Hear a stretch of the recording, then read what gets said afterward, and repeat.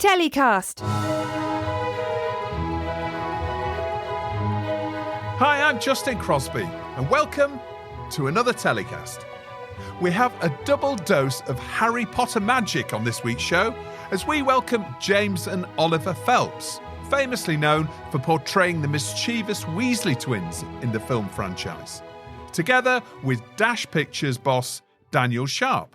Welcome to the show, guys. Hello, thank you for having us. Morning. Hello. Lovely to have you on TellyCast. Really been looking forward to having this chat about what you guys are up to and what Dash is up to. And we're going to be talking about your travel series, Fantastic Friends. I see what you did there with the title. James, can you tell us a bit about the series and give us a bit of background?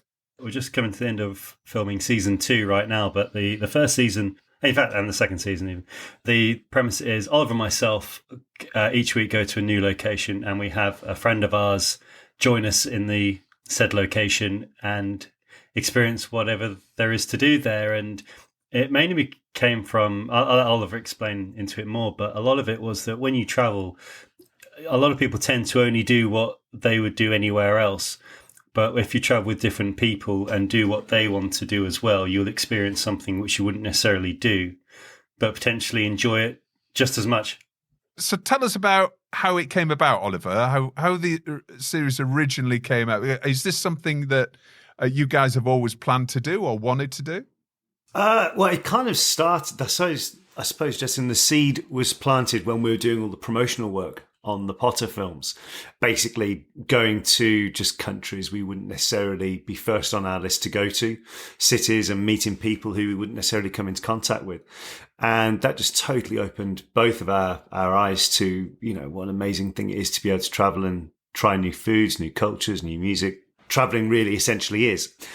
I thought about this concept a couple of years ago when James and I had we just finished a convention in the States.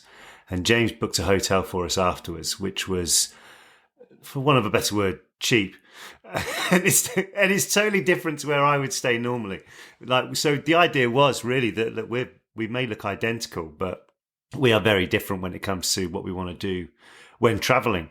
And I thought there's got to be a show there somewhere. So we fluttered with the idea for quite a number of years, and we made a sizzle and everything in the States, and it kind of just got put on the shelf. And then a mutual friend through James and myself who knows Dan Martin, he put us in touch with each other. He loved the idea of the concept. And then that's where Dash took up the ball, as it were, and got it rolling. And we were all guns blazing, you know, ready to get going. And then we had a final meeting in February 2020.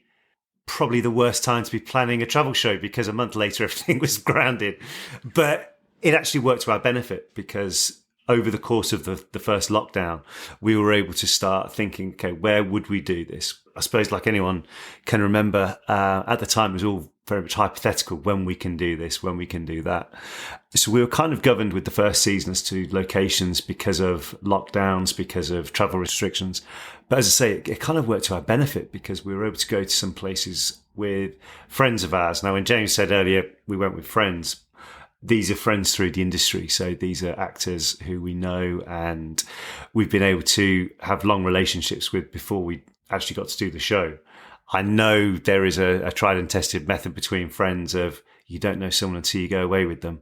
But to be fair, we've been very, very lucky with our mates who've come along and been open to be doing new things. And also they've been putting stuff forward, what they want to do in the show as well. Like Bonnie Wright, for example, we went to Iceland and she really wanted to go on this whale watching trip, but it was on an electric boat. So it was like it's a huge vessel, but it was a Arctic Explorer, I think, that type of ship. So a big vessel, but they'd electrified it. So it was completely green. I wouldn't necessarily have looked as the first go-to when doing a trip to do something like that. But to do that with Bon and see that side of things was really great. And like going back to my point earlier, that is what, to me, traveling is about. Traveling is about seeing new things, and sometimes the unexpected are the things that stick in your mind the most. Just to clarify, Bonnie Wright played Ginny Weasley in the Potter films. So, yeah. So that's also something. We'll come back to this in a little while because the cast list that you have for both these series is quite incredible, and again plays a little bit into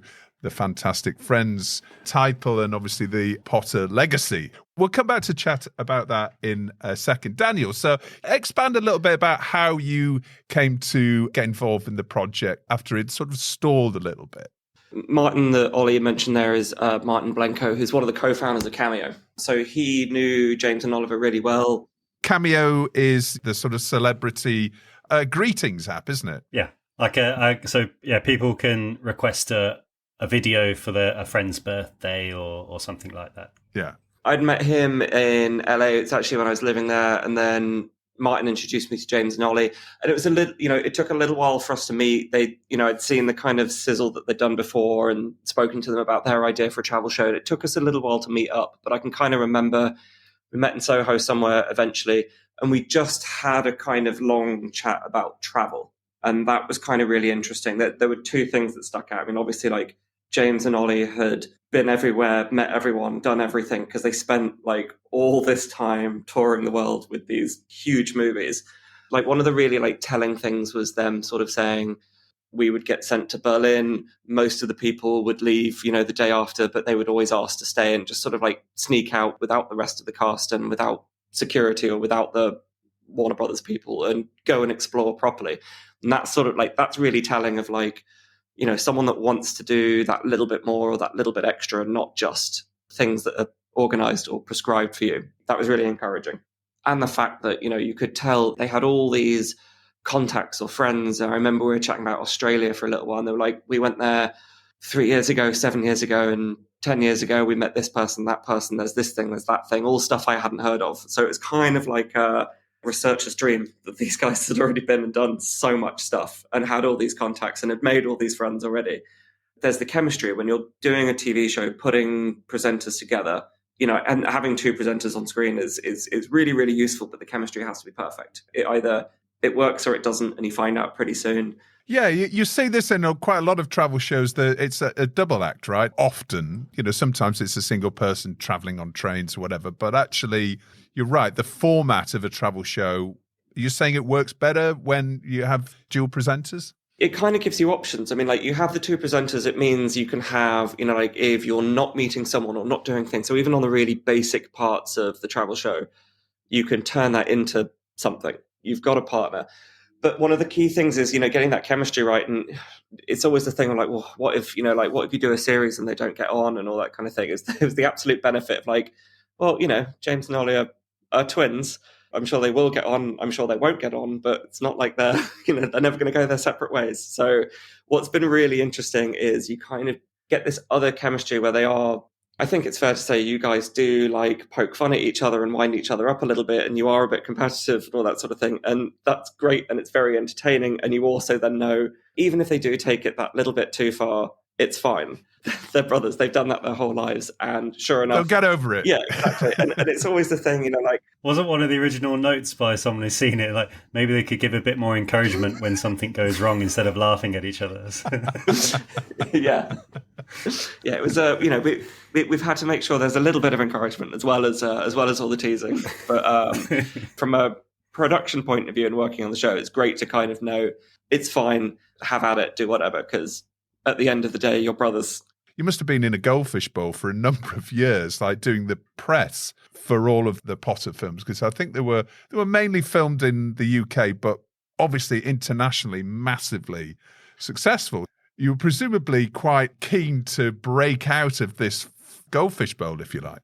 The first 3 or 4 movies, they were mainly using the main 3, as we call them, Dan, Rupert and Emma, and occasionally Tom Felton to do the press. And that was always just either in the UK or the States.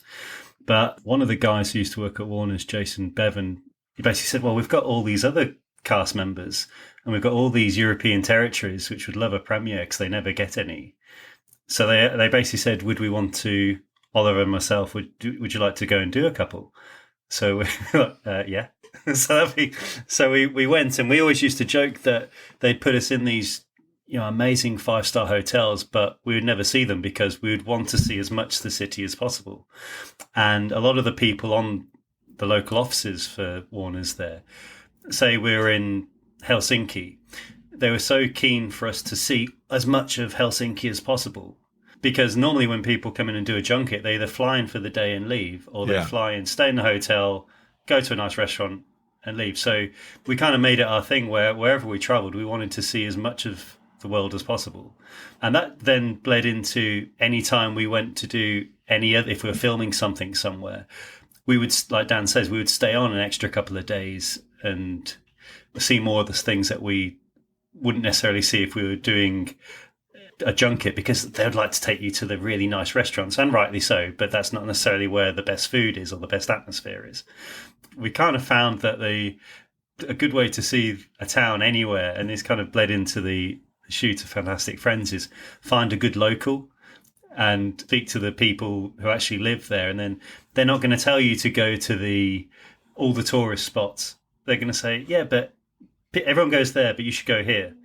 Which kind of, when we're in Iceland, we're in, everyone goes to the Blue Lagoon, which is very nice, but it's very near Reykjavik. We're filming in a little town called Húsavík, also made famous in the Eurovision movie on Netflix. So, yes. And yes, that was playing in our head the whole time we were there. It's a great song. It's a great song. It is a great song. So after what was the song that the local was always shouting to it? Yeah, Ding Dong. Which we actually did. We actually ended up in the Yaya Ding Dong bar, which was unfortunately couldn't make the cut, but they were great hosts. Anyway, when we were filming on the electric boat with Bonnie for the whale spotting, we could see on top of this cliff there were like these lights and quite fancy building. We'd literally just asked, what's that over there? And said, oh, that's a local thermal spa. We hadn't planned to shoot there, but we decided, some of the guys contact them, would they mind if we just shot an end of the day up there? So we got up, and it closes at 10. We got there at 10 to 10 by the time all the crew had got everything up there. And the owners were like, well, everyone leaves at 10, but tell you what, you stay in 10 minutes longer, film what you need to, no problem. And in those 10 minutes that we were there on our own, the Northern Lights started. Oh, wow. And it was apparently one of the best Northern Lights shows that they've had in a couple of years. So that was a real special experience. Yeah, and as James said, it's those things what you don't necessarily plan at the beginning of the day. But the light show went on for hours. It was in September, so it was one of the first times of the season that they were actually out to be seen. And that made it great just looking visually, especially on the show, which is great because you want to be able to bring the audience along with you. It's great doing certain things, but that's where all the team at Dash have been great, because they can actually capture that imagery really, really well. Tell us a little bit, Daniel, about the destinations. We're talking about Iceland there, but I mean, looking through some of the notes that have been sent here, there's extraordinary number. Let's first of all, looking at the first season, talk us through some of the locations and the challenge. How did you do that? And when did you film it? Because presumably this was when the world was opening up again after COVID. If you actually look at it, you'll notice that, like, in series one, a lot of the places were a lot closer to home. So it is lots of like Icelands, Polands, Irelands, that sort of thing. And that was largely just because, it was shot just as the world was opening up. We did Ireland first, and that was maybe 4 weeks after it had opened. To give you a sort of sense of timing, I remember, we were meeting, we were in Soho in February 2020 or whatever it was. It really sticks in my head because I remember chatting to James and Ollie being like, it's a travel show. It's you guys. We're talking about all the guests. We're like, this is a really obvious win for everyone. Of course, we'll be able to, get this done. I think I said something like, we'll have it shot in the summer. It'll be out by Christmas. And then the entire world closed down for whatever it was, a year and a half, 2 years. By the time the world started opening again, everyone was so desperate to travel. We always kind of knew that one of the hardest things on a show like this was going to be the scheduling. So with all these guests and with the guys, finding times to line up would be really difficult. But just coming out of COVID, it was really easy. None of the big productions were back up and running yet. So we were able to kind of get everyone reasonably available and find slots. And in terms of picking the destinations, it was driven by who was opening, what shows would be interesting, and we were trying to get some stuff in there that would be a little bit more unique and especially relevant to the guests. Ivana was the first episode we shot, and that was in Ireland. She actually invited us to, we're in her hometown, we're there with her dad, all that sort of stuff. That was great. That was somewhere she had always invited the guys to come, and we were able to do that then with the travel show. And that's Ivana Lynch, who played Luna Lovegood in the movies. Ollie, do you want to explain, obviously, Donal's long-standing invitation? Because that's kind of what drove that first episode. Yeah, it did. So Evie's dad, Donal, since we'd known him, he knew that James and I were really big sports fans. And he said, have you ever been to a hurling match? We said, no. So it'd always been a long-standing thing. He always said, I'd love to take you to a game one day so you can experience it. And then that was kind of the first thought when we were speaking to Evie about doing it, is when I was on the phone to explain to her the concept of the show. I said, but we'd love to do something with your dad's team, like to be able to go and watch them. And that was brilliant. And Donal was just all in on it. And then we learned that he was like a history professor, which we didn't know before, anything like that. Going to watch that game and just learning more about hurling. And on the back of the hurling story, we were able to have a lesson at Croke Park. Stuff you don't normally do.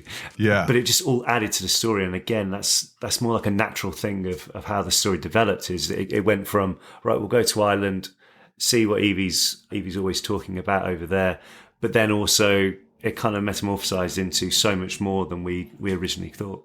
Coming back to the cast then for season 1, we've talked about Bonnie, who was Ginny Weasley, Ivana, Luna Lovegood. We've also got Lee Jordan, who's Luke Youngblood. And it's not only Harry Potter cast members, also Game of Thrones Maisie Williams, Sophie Skelton from Outlander, and The Sixth Sense Haley Joel Osment. So amazing lineup.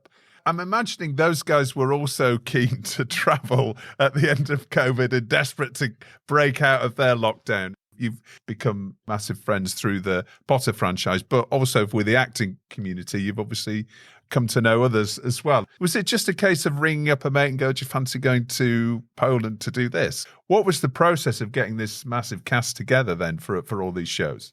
It wasn't far off that, to be honest with you.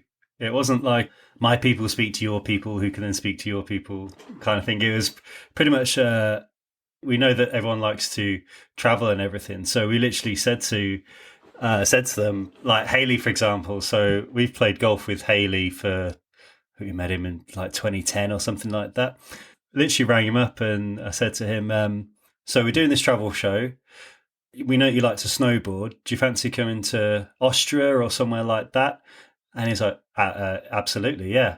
So he said, well, tell you what, use them as your travel agent. So we gave him Dan and everyone at Dash's number. Use these guys as your travel agent. If there's anything you want to do in Austria, let them know.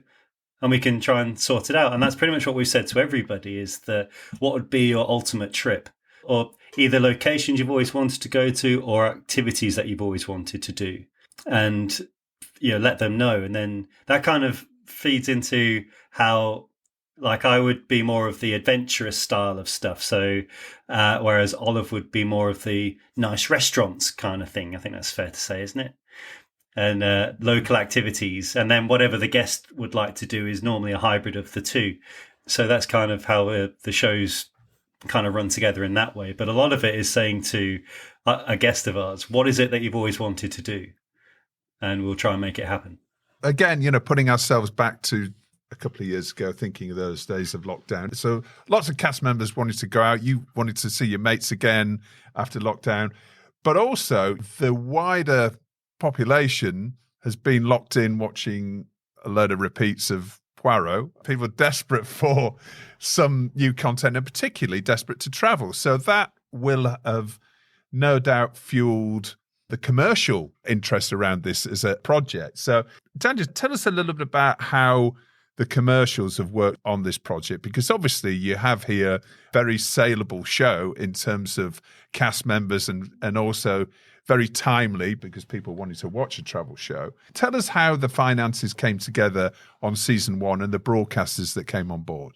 I'd say one of the main things of the show was obviously James and Ollie had a really strong idea of where they wanted to go, who they wanted to be involved. And that whole process they were just talking about of like getting the guests involved and having them do the things that they wanted to do. And that really is one of the reasons why we've been able to get such a great cast involved. The show is really genuine that way. It's the only travel show we've produced probably exclusively on WhatsApp. where it's just, James and Ollie will message Hayley, and then 2 days later there's a group with the four of us in, and everyone's being like, I've read this, I saw this, I think that we should do this, we should do that. And it kind of comes together that way. What we wanted was to find a way that we would have the freedom to basically let everyone do all the things they do and really put the show that they wanted together, and have the freedom to travel when they wanted with a really small crew, so it could be really genuine and all that kind of stuff. So we kind of chased after the very sort of distributor financed independent way of making things happen. So at the time, I just finished another show with Off the Fence that had sold, I think that sold to Nat Geo and a few other places. So I was already kind of chatting to them and told them about this idea. And it was before we'd all done our deals exactly and all that kind of, so it was just a little hint of like, I'm thinking of doing this. Do you think this is of interest? And those guys were immediate, very generously sort of went, yeah, absolutely, let's do that. So they committed to financing it right from day one, pretty much. They co-financed it along with myself, and actually all the EPs are kind of involved in financing that first series. We looked at it, these travel shows by design, not that expensive to produce. It's one of the things I really love about them is that it's not by cutting corners, it's by doing the things that will allow you to make a really genuine and honest show. Are things like having a very small crew. And, we have a crew that we've worked with for years and years. We took on the Ray Winston show, we took on Adventure or Luxury, we took on all these other things that we've done that are all in the same kind of boat. They love travel, they love doing all the weird and wonderful things, they don't mind working really hard, and we have a great time doing it. What that meant is that, between Dash, the EPs, and Off the Fence, we were able to put together the budget that we needed to pull the show off. By the time we were working on the edit and post-production and all that sort of thing, then I think that HBO in Europe had come on board, and Crave in Canada had come on board, and a couple of other partners, I think TVNZ, were kind of really early adopters when they saw a few roughs and jumped on board and gave us the support and the rest of the finance that we needed to finish the thing off. It was started by James, Ollie, Martin, and myself. Some financial support from Off the Fence that made it possible for us to greenlight and just go and make it, and make it in that way that gave us total flexibility to do that thing where we'd be filming one day and see something over there that looked more exciting and just go, actually, let's do that instead. That was really good fun while we were traveling. So season 1 presumably did pretty well because you've just finished filming season 2. James, tell us a little bit about season 2 and where you've been on this latest series. And you just wrapped filming, right? We did. So we just wrapped up in Chile, in Patagonia, in Belize. It's an 8 episode as well, this second season. The first one was 6. This is 8. Turkey. We did Tampa and Bradenton, which is on the west coast of Florida. We did a motorbike episode, which Oliver and I actually had to learn how to ride bikes. So we got our license.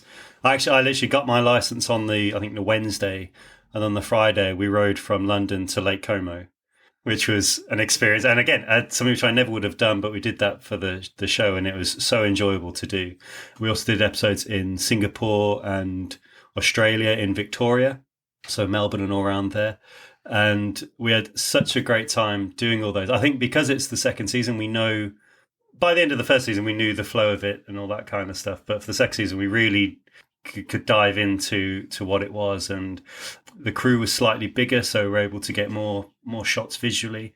It was just such a fun trip. And again, even after the cameras had stopped rolling, the crew and Oliver and myself and the guests would still go and find somewhere to eat, even if we weren't filming. Like we never really stopped exploring whilst we were away.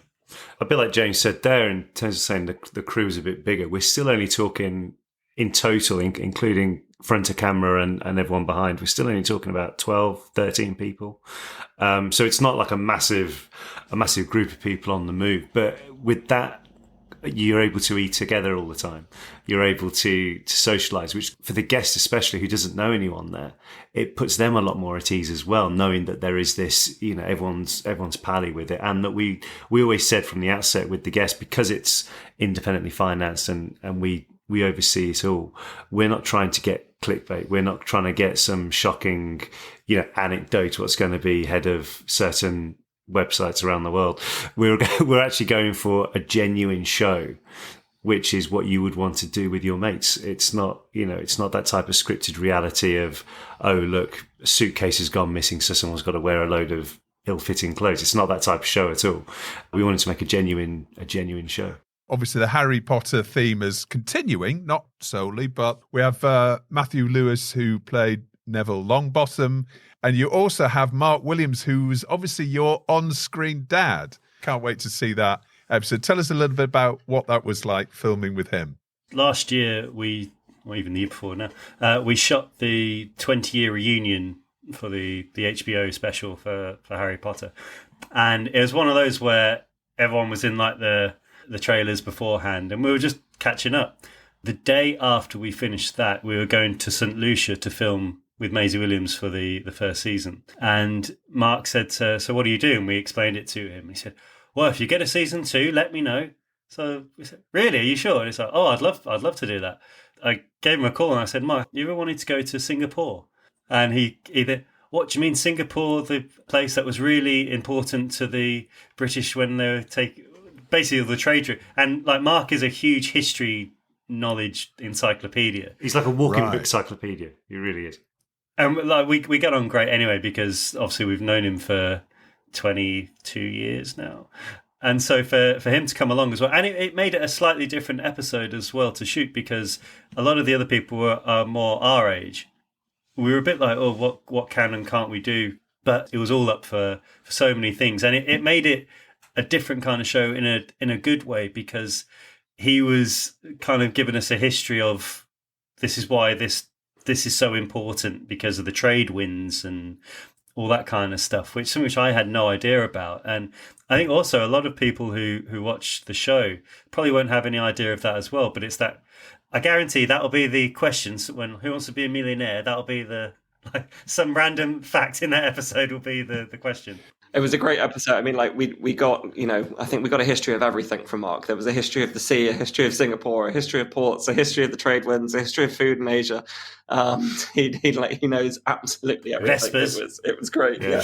he even brought his own maps to show the trade winds and stuff like that. So it was definitely a more intellectual episode than I thought it would be when we were on the flight there, which is great. It's been really interesting for me as well to see that dynamic of like, it is really noticeable when, there is a little bit of pickup of the characters into real life. So it is like when we did season 1, the relationship that you guys have with Bond, because I think you probably spent so much more time with her on set, is quite different to Evie or Maisie or anything like that. And even to the point where, I think we caught you a couple of times calling her sis and stuff like that. And even like Mark does it. He's like, come on, son.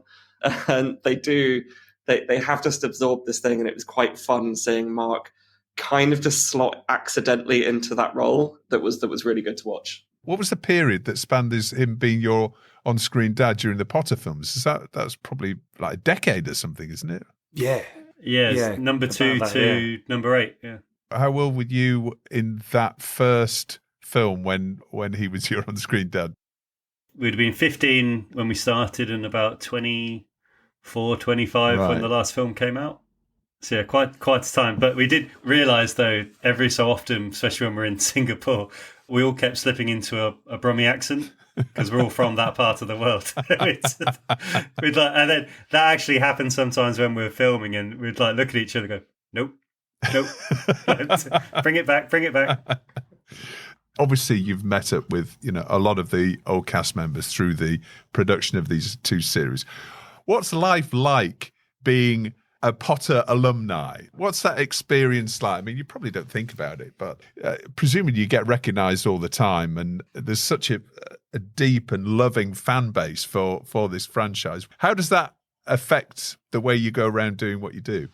To be honest with you, it's funny. It's weird. It's different in all different parts of the world. I think it was very noticeable when we were in South America a couple of weeks ago, just with the intensity of the fan base. One of our guests, Matt Lewis, before we got there, tweeted, he was saying in portraying, which is this tiny little, 900,000 people, not even that, 90,000 people I think live there, saying, is there anywhere I can watch the Leeds United game?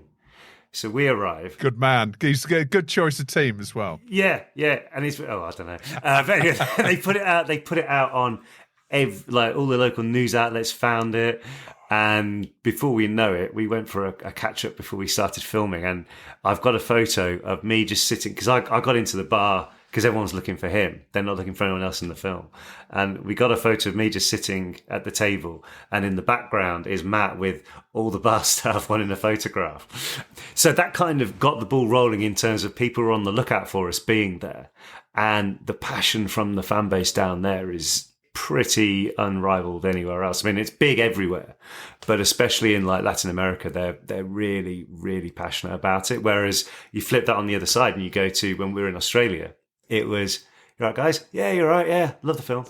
And that was kind of it. So, but in terms of going around with different cast members and that when we're filming, it is quite funny. I know we mentioned earlier going on the fishing boat with Bonnie. And it's not like we chartered a boat. We just jumped on a tour with a load of other people. So you got these people who are traveled to Iceland to go and see, the whales in the bay, and they look over and there's the Weasleys with, picking out different whales in the distance. I could only imagine to them it wasn't what they anticipated they were getting in for when they signed it to go on the boat. When does this series hit the screens then, Daniel?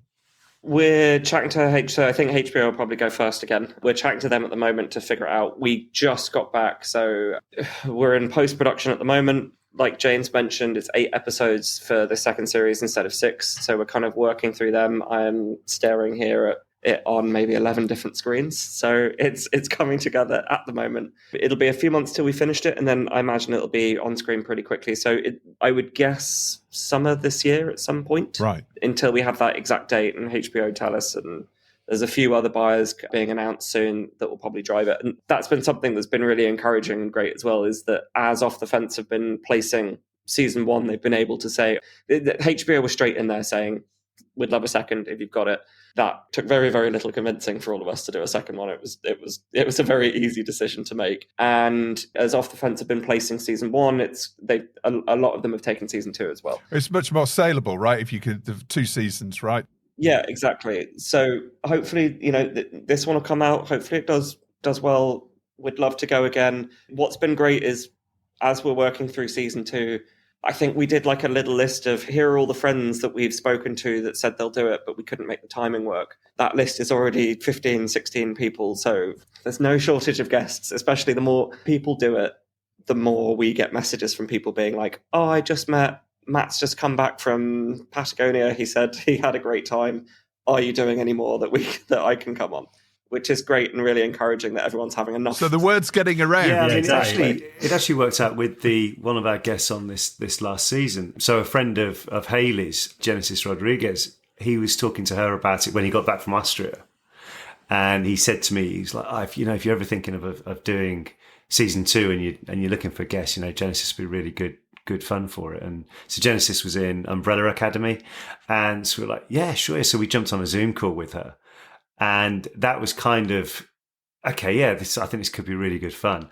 And then so she came along. So it's kind of like friends of friends, but she was absolutely brilliant. And she, again, like what we used to do, she stayed on in Chile for a couple more days with her boyfriend, and they did surfing and all that type of thing. So it was nice to have that dynamic as well of also getting to know someone more on camera, while also, again, making them feel included in the crew, included in everything else, and just try, again, getting that level of trust with people is, to me, is so important when filming, because it brings out the best. And we actually saw some, we always do a goodbye take at the end of the show. There was one take we did, which she went in for a hug, but she didn't do it in the previous one, and then was like that and left me hanging. And it was, well, we were both creasing with laughter afterwards. So we were saying that has to go at some point. Again, just to make it a laugh. Like we always say that if you're gonna do something, do it big, have a good laugh with it, and just make the most of where we are. I'm going to ask this, obviously. Season 3, is that a possibility? I'd say it's a definite possibility. We'd need the HBO and Off the Fence to agree, and we'd need to make sure the timing all works and all that kind of thing. But I think, yeah, we'd absolutely love to do it. There's loads of people that are interested in coming with us. It'd be great. I think we've all got a fair idea of who would come and where would go and all that sort of stuff. So it's definitely Right. a possibility, but we've got a lot of editing to do first. Yeah, you probably can't think past what you've got to do for the next 2-3 months. Yeah. On the overall premium scripted market, Daniel, we're looking at some fairly turbulent times at the moment in terms of the industry, in terms of who's buying what, how much they're buying, if they're buying at all. How do you see the market panning out over this year? And for Dash, how's that affecting what you're developing? It's kind of been interesting. We've obviously, we've got a few other shows similar to this coming down. We announced that we're doing something with Billy Boyd and Don Monaghan, who were two of the hobbits in the original Lord of the Rings. We're finding a lot more people, again, whether it's a post-COVID thing or, we're coming into writer strikes and things like that. Lots of people are really interested in this kind of show. This model of doing stuff independently with distributor financing is growing and growing and becoming more viable as well. And that's something that we've noticed people are really interested in, because you see it with whether it's TV or film or really large shows, the shoots are getting so long, they're so back to back. We've got one of our friends that's on a big show at the moment is, I think they're shooting for 11 months a year, and then they get a month, and they can't do anything else in that time. So I think lots of people are kind of looking to unscripted as a way of getting out and explore, and that's also why travel works so well. It's you get so many people that are like, I'm going to be on this for a really long time, and then I'd love to go and see the world. But if it's all, if it's a show and it's all organized and all managed, and we're still, producing stuff at the same time, that's even better. I don't know enough about scripted to say what's going to happen this year. I know, there's a few of the big studios that we've been talking to that are definitely taking the writer strike quite seriously and coming to us and talking to us about ideas that they could be doing and developing if they don't have scripted stuff to make. I don't know. I think it could be a really interesting year for unscripted, and there could be some really great stuff made. It was a bit of a theme at Real Screen actually earlier this year when Discovery were talking about the rise of talent-led unscripted projects. And as you can imagine, writer strikes and this sort of show could potentially, really be the model that a lot of the broadcasters are looking to lean into if there's going to be less scripted, obviously, available. Fingers crossed, and that'll all work out for you, Daniel. Oliver and James, what's next for you then? Any other projects in the pipeline? What's 2023 going to look like for you guys? Well, at the immediate future, I'm doing the London Marathon at the end of April. So actually, whilst we were shooting this season, so when we're in Australia, I did a half marathon. Then we went and filmed in the afternoon. So that's kind of my focus now until we finish then. But obviously, we're going to be involved in post production for this, which will take a couple of months, like Dan was saying. And we see the first couple of edits, and then we see it then when it's graded, and it just looks amazing. Like the whole post production team as well. I always say the crew don't get enough plaudit for the work they do, but then it also carries on to the post-production team as well, because those guys never see the light of day. They're just in the cave working hard. But that's us for the immediate future. It's clear you guys are really invested in this and really close to the production, as opposed to just sort of turning up, going around the world and then sort of disappearing again. There's two ways of being an EP, right? There's an EP in name and there's an EP in, really getting involved. And that's clearly what you guys are. Yeah, we do. I mean, when we see the first cut, there's we're able to all add our comments, our input, because I actually keep a diary when I'm away of what we've done, just basic, because sometimes you get such amnesia while filming. You say, what did we do 2 days ago? You're like, that was 6 stories ago in the show. I can't remember.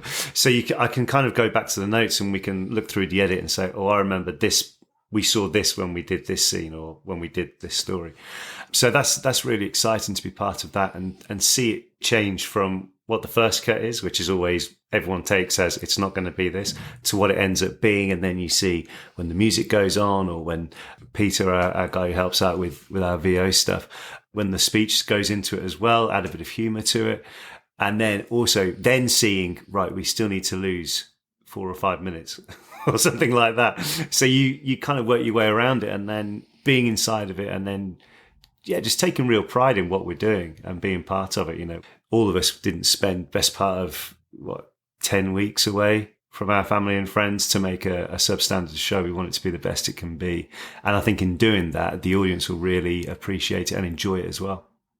I'm sure it'll do very well. Oliver, James and Daniel, thank you very much for joining me on this week's telecast. It's been a real pleasure. Best of luck with it all, and we'll hopefully see you in the flesh at some point very soon. Awesome. Sounds great. Thanks very much. Thank you so much for having us. See you soon. Well, that's about it for another week's telecast. Thanks for listening. I hope you enjoyed it. If you did, please share it with friends and colleagues on social media. And don't forget to check out TellyCast's sister brand, dropmedia.co.uk, for all of your digital-first industry news. This week's show was recorded in London and edited by Ian Chambers. Until next week, stay safe.